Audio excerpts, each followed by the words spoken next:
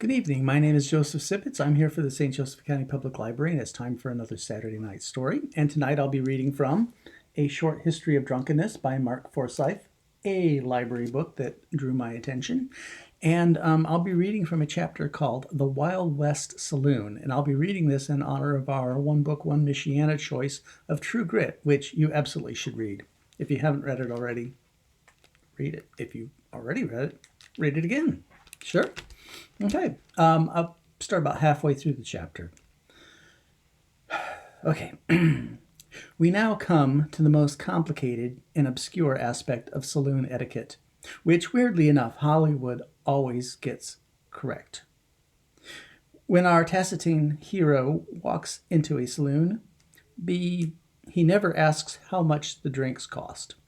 He simply throws some coins on the bar and he never gets any change. This is historically absolutely accurate.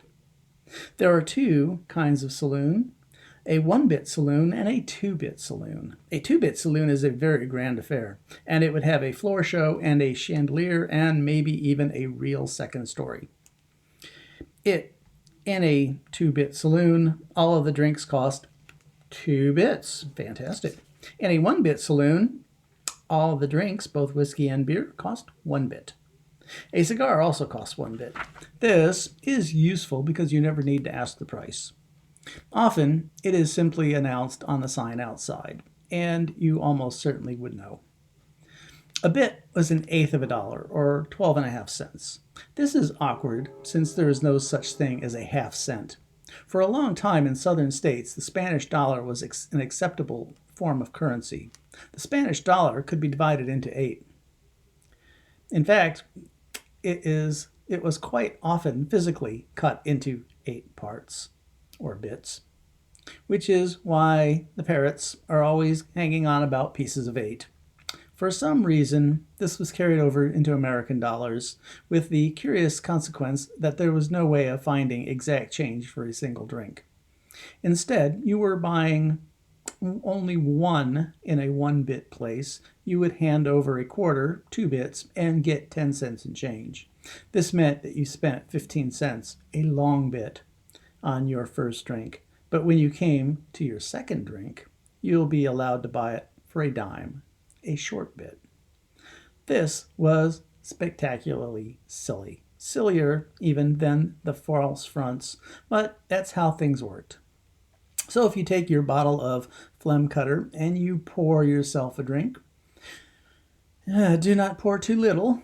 You will be seen as effeminate and perhaps be forced to drink more at gunpoint. Do not, though, fill it to the brim. This is seen as grasping and greedy, and the barman will ask you if you are planning to take a bath in it.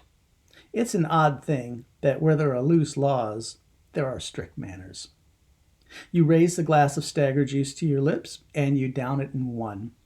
This will win you the approbation and respect of the other customers. You probably also made yourself ill, but that's a small price to pay. You could follow the path of the man who went into the 2-bit saloon and paid a bit. When this was pointed out to him, he said, 2-bit house, eh? Well, I thought so when I came in, but after I tasted your whiskey, I concluded it was a bit house. Daring words, but not as daring as the man who said he could drink a quart of Cincinnati whiskey. He managed the feat, but the silver mounting on his coffin cost $13.75. So, who's in here? Men, usually white men. Black men might be tolerated. Native Americans are banned by law. But the one group that really isn't welcome are the Chinese. It's an odd and inexplicable thing. The Wild West was full of Chinese immigrants who had come to work on the railways, and everybody hated them. And there was no reason for this. But that only made people hate them more. Well, who are the men? That is something of a mystery. It is terribly bad manners to ask a man either his surname or his business. You can chat, but it has to be on neutral topics. It may be simpler to go to the very back of the room where there's a card game going on. That probably isn't poker, but faro, which is a much simpler game and pretty much chance. Poker is sometimes played, but the faro has simple rules, moves faster, and allows any number of players. It usually win one out. It's very easy to cheat at faro, and that was a problem because everybody had a gun. All this leads to the delicate question I've been skirting around: what really are your chances of being shot? And the answer is nice and clear: nobody really knows. It certainly wasn't as bad as the standard Hollywood scene with a couple of murders a night while the pianist plays on.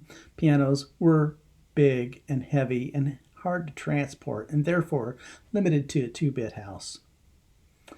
But the automatic pinolas didn't come until the 1880s. But that observation is unfair on Hollywood. After all, royal families aren't usually as violent as Shakespeare makes them out to be, and if the real world was as murderous as drama, there'd be nobody left. The problem is that the Wild West, by definition, doesn't have an efficient bureaucracy.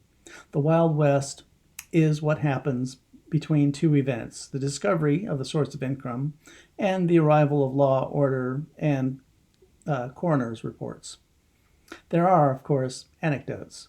People are killed in saloons: Wild Bill Hickok, Jack McCall, Bob Ford, John Wesley Hardin, and the countless others who were gunned down. But then again, there were a lot of saloons and a lot of people. Nobody wrote stories about a jolly evening when a few drinks were consumed and nothing happened. People wanted to write about murder.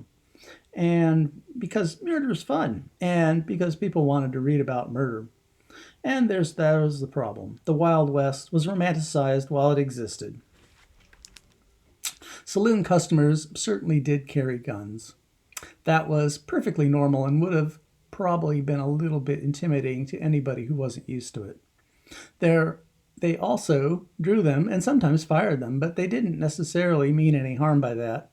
Horace Greeley, who was one of the calmest historians in the Western Saloon, observed that its customers that they had a careless way when drunk of firing revolvers, sometimes at each other and oftentimes quite miscellaneously. There's probably more truth than might meet the casual eye. Take this description of a Cowtown saloon where people, just for fun, would shoot the lights. The Klondike was the village hotspot and had large mirrors and a bigger hanging kerosene lamps to amuse the cowhands when they got drunk and enough to use their guns playfully.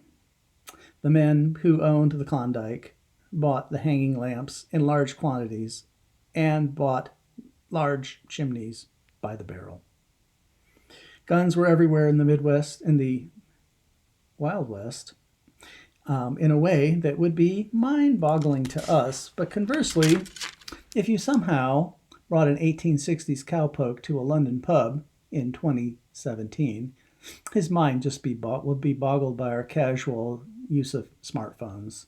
Guns were undoubtedly used for murder when murder was called for, but they could just as easily be used to shoot lamps or anything else anything they chose as a target.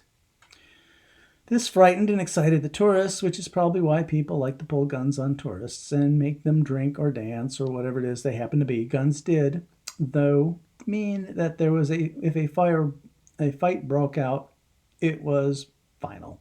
There probably was fewer fights. One cowhand put it beautifully: I never got into a fight when I was drinking, only when I was sober and I knew what I was doing. Because if I was happy when I was drinking. I loved everybody, and everybody seemed to love me. And so, a final quote. The Saturnalia commenced on a Christmas evening at the Humboldt Saloon. All day long, patient males could be descending the hill, bending beneath casks of brandy and baskets of champagne. At 9 o'clock in the evening, they had their oyster and champagne supper, which was very gay, with toasts and songs and speeches, etc. I believe that the company danced all night. At any rate, they were dancing when I left, and they were sleeping when I awoke the next morning.